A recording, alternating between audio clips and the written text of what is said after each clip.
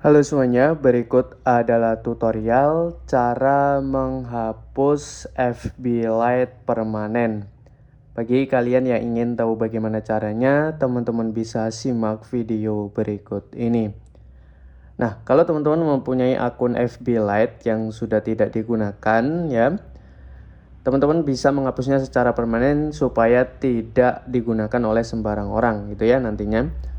Nah, kurang lebih nanti seperti ini ya teman-teman. Jadi di sini ada pilihan untuk hapus akun ya.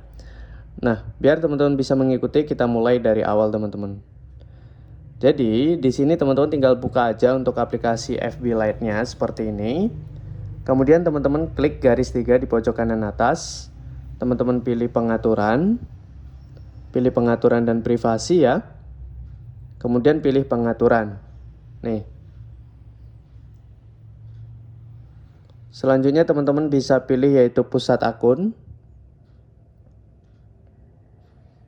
Kemudian ke bawah, di bawah ada tulisan untuk kelola akun, teman-teman klik.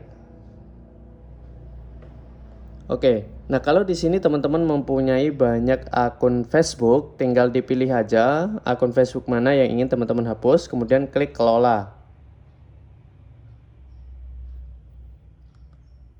Oke, selanjutnya di sini teman-teman tinggal pilih yang penonaktifan atau penghapusan. Teman-teman langsung pilih yang bawah ya, hapus akun.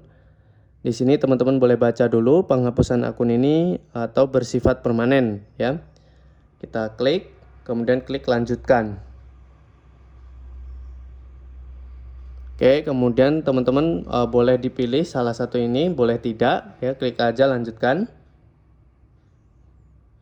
Oke, langsung scroll paling bawah, teman-teman klik lanjutkan kalau tidak ada yang di backup ya.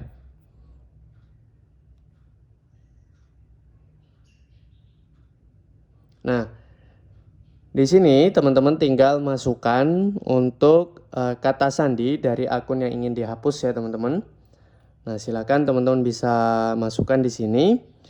Kemudian teman-teman nanti tinggal klik lanjutkan. Secara otomatis nanti teman-teman untuk akun FB Lite-nya akan terhapus secara permanen otomatis ya.